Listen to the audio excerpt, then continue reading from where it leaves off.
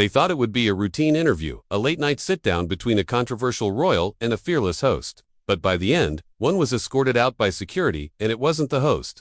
What happens when a prince used to difference walks into a studio where titles mean nothing? What happens when ego, legacy, and raw truth collide in front of millions? This wasn't just an interview, it was a reckoning. The studio lights of real time with Bill Maher shone like interrogation lamps. As the production crew made their final adjustments, the air was thick with anticipation, not because of the crowd, but because of the guest. This wasn't a senator or an actor.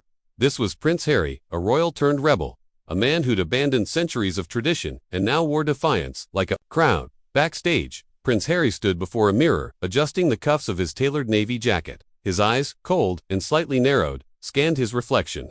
He wasn't here to be liked.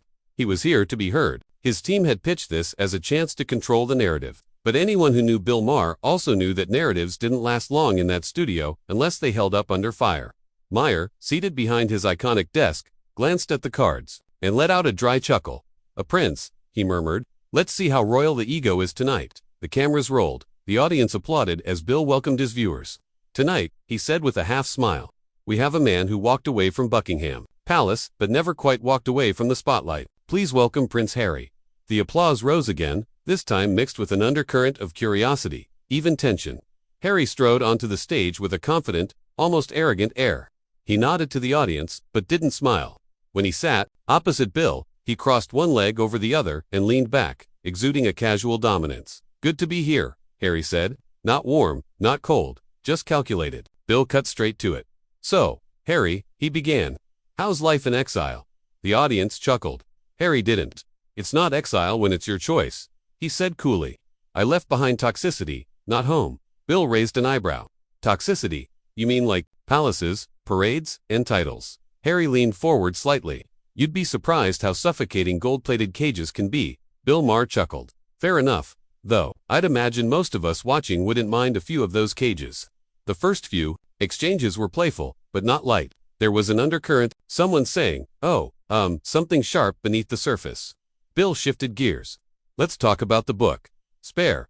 You bared a lot, especially about your family. Some critics say you weaponized your trauma to sell copies. Your thoughts?" Harry's face twitched. "What I did was tell the truth. I didn't hide behind PR teams or palace statements. But you did hide behind a $100 million Netflix deal," Maher quipped. Laughter. Harry's lips tightened. "Those deals help fund causes. Mental health, climate change. Maybe you've heard of them," Maher smiled. "Oh, I've heard of them. I just didn't know advocating for the environment required quite so many private jet flights." More laughter. This time, Harry's expression hardened. "I suppose I should be flattered." "Did," he said. "You've clearly done your homework." "I always do," Bill replied smoothly. The atmosphere shifted. The next question came with surgical precision. "You once said you wanted to protect Meghan from the media circus, but didn't you kind of just move the circus to California?" Harry's voice dropped half a tone. "Meghan and I have created a space where we control the message." Bill nodded. "Yes, and you're sitting here in my space trying to control mine." A brief silence. "You invited me here, didn't you?" Harry said, his tone sharpening. "I invite people to talk, not to spin." Bill shot back. The audience felt it, the air getting heavier. Harry shifted in his seat. Bill leaned in slightly. "You've called out the monarchy for racism, coldness, rigidity. Do you regret anything you said?" Harry's smirk returned. "No, I said what needed to be said, and clearly people listened. Look where I am now." There it was, the first sign of arrogance. The prince wasn't just answering questions, he was delivering proclamations. Bill sensed it too. "Interesting," Bill mused. "You left the institution, but now you're building your own. Titles, press, influence. It's like you didn't leave the palace. You just moved the furniture." That one landed. The audience murmured. Harry didn't respond immediately. Instead, he sat very still. When he finally smogged, his voice had dropped again. "You don't understand what it means to have your every move judged. To protect your wife from being destroyed, you sit behind this desk and joke. I lived it, and yet here you are," Bill said quietly, still in the spotlight, still selling the story. For a moment, both men stared at each other. No one in the audience dared move. The chessboard had been laid out, and this was only the first move. The tension in the studio hadn't eased, it had evolved. What started as a calculated interview now felt like a slow, quiet confrontation. Prince Harry adjusted in his seat, the flicker of annoyance from earlier, hardening into something else. Indignation. Bill Maher leaned back, swirling the pen in his hand like a weapon. His tone was still casual, but every word landed with intention. "You know, Harry," he said, "a lot of people feel bad for you. The tabloids, the paparazzi, the royal drama. But isn't there a point where sympathy turns into exhaustion?" Harry tilted his head. "What does that mean?" Bill didn't flinch. "It means the world's had a front row seat to your pain, your book, your series, your podcast. But people are starting to ask, when does the healing begin? And when does the monetizing end?" Murmurs in the crowd. Harry's nostrils flared slightly, but he kept his voice steady. "Sharing my story isn't monetizing trauma, it's reclaiming it." Bill offered a half smile. "Sure, but when Netflix pays you $100 million to reclaim it, that story comes with a price tag." Harry leaned forward. "Now, let's be clear, I didn't write Spare to make money. I wrote it because the palace wouldn't let me speak," Bill countered, smoothly. "So, instead, you let Penguin Random House do it for you." The audience reacted again, laughter mixed with gasps. Harry's smile was gone. "You're being flippant about something serious," he said coldly. "Maybe because you've never had to run from paparazzi with your wife fearing for her life." "No," Bill admitted. "But I've also never held a global platform and used it to settle scores." Silence. That was the moment Harry's composure slipped. Just a flash, but visible, a slight narrowing of the eyes, a jaw twitch. He turned to the audience, then back to Bill. "You think this is about settling scores?" he said. "This is about breaking cycles." Bill nodded, almost impressed by the pivot. "Then why do the cycles keep getting press releases?" Harry took a breath. "Because people like you keep asking the wrong questions." A hum of tension filled the air. Bill tapped the cards on his desk, but didn't look down at them. "All right," he said. "Then let me ask a different one. Do you really believe the public owes you something?" Harry blinked. "What? You've said before that the public betrayed you, that the media hounded you, that the monarchy failed you. Do you ever stop and ask, what do you owe them?" There it was, a full beat of silence. Harry didn't answer right away. He stared at Bill, his fingers curled slightly on his knee. "I owe the public honesty," he finally said, "even when it paints everyone else as the villain." Bill asked. Harry's voice hardened. "If the truth makes people uncomfortable, that's not my fault." "Is it always someone else's fault then?" Bill asked sharply. The audience collectively inhaled. Harry sat up straighter, his voice sharpening. "You don't know me. You don't know what I've been through. You sit here trying to tear people down for ratings." Bill cut in. "I call out hypocrisy. If that stings, maybe it's because it hits close." That landed. Harry's face flushed for the first time. Not just defensiveness, anger. He looked away, clenching his jaw. Bill didn't relent. "Let's talk about Meghan," he said.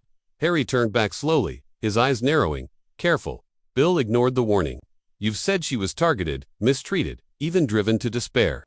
"I believe that, but do you think her critics are just haters? Or did you two maybe underestimate what the spotlight really meant?" Harry's voice dropped an octave. "You want to talk about Meghan? You don't get to question her resilience from the safety of this desk." "I'm not questioning her resilience," Bill replied. "I'm questioning whether you both understood what accountability looked like when you turned your lives into a brand."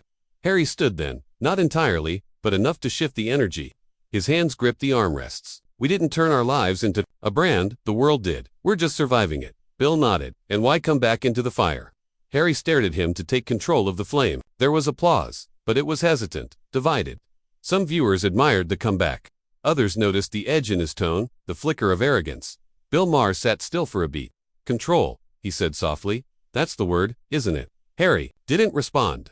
The cameras rolled on as silence hung between them, thick, electric, unspoken. This wasn't just an interview anymore. It was a battle of worlds, and it wasn't over yet. The studio was a pressure cooker now. The audience had grown quieter. No more casual chuckles or polite applause. Everyone could sense it. Something was about to give. Prince Harry's smile had vanished completely. Bill Maher's tone had gone from curious to confrontational, and no one knew how much longer either of them could hold the line. Bill shifted in his seat, glancing once more at his notes. But this time, he didn't look down to read. He looked Harry directly in the eye. "You talk about freedom," Bill said calmly, "but you live in a $14 million Monocto mansion, protected by private security, surrounded by the press you claim to despise. Isn't that just another palace?" Harry let out a short breath. "You think this is about money? You think because I left one institution, I'm not allowed to have a home or privacy?"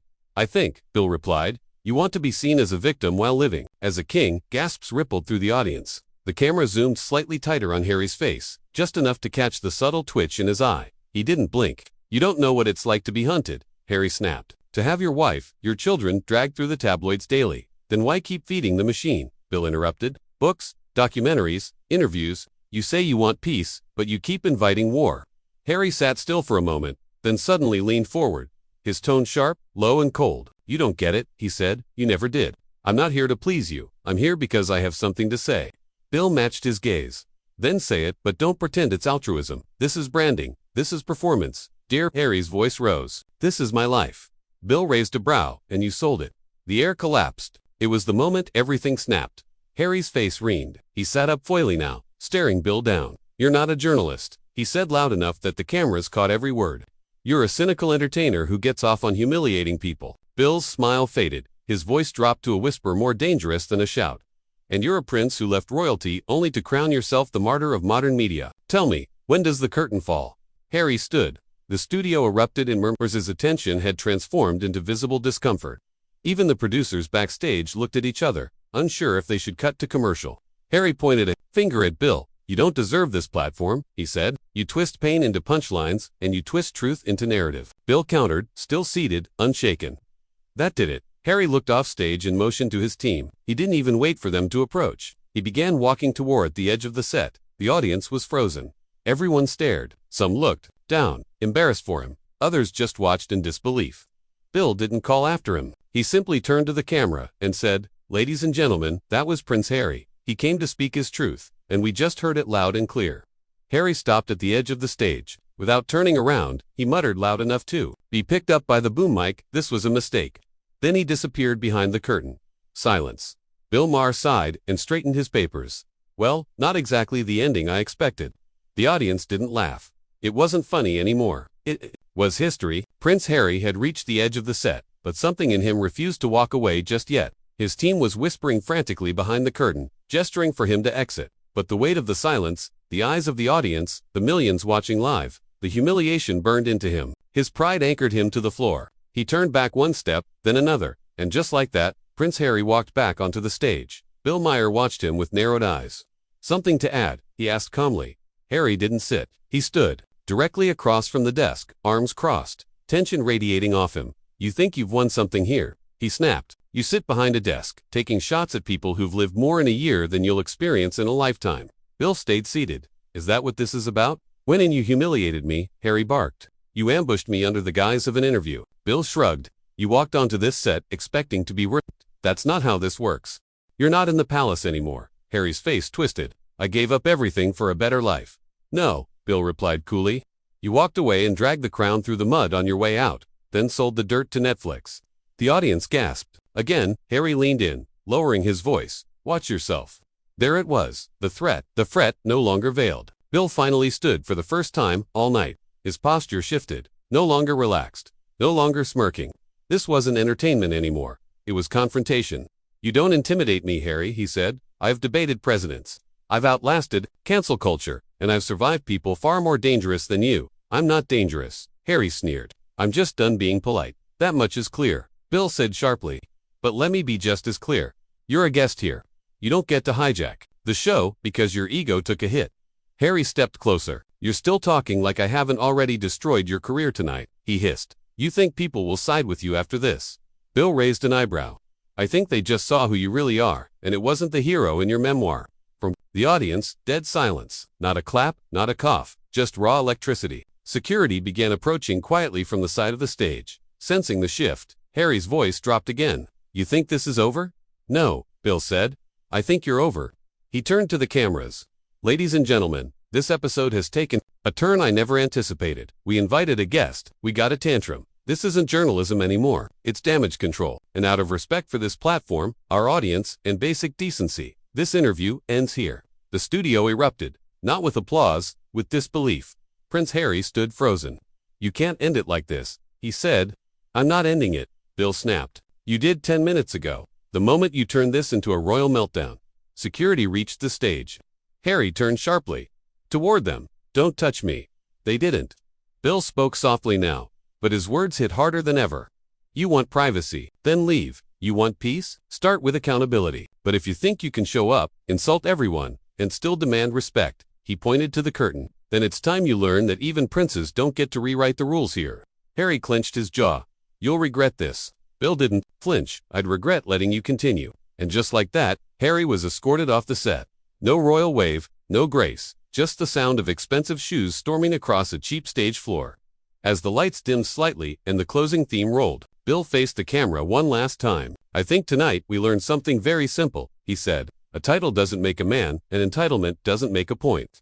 Thanks for watching, and remember, when someone shows you who they are, believe them. The screen faded to black, and so did Prince Harry's dignity. So, what do you think? Was Prince Harry right to defend himself, or did he completely lose control? Let us know your thoughts in the comments below. Was Bill Maher too harsh, or did Harry get exactly what he deserved? And if you want more explosive interviews, shocking talk show walkouts, and raw behind-scenes drama, make sure to like, subscribe, and turn on that notification bell so you never miss a moment. Until next time, stay bold, stay curious, and remember, royalty doesn't always mean respect.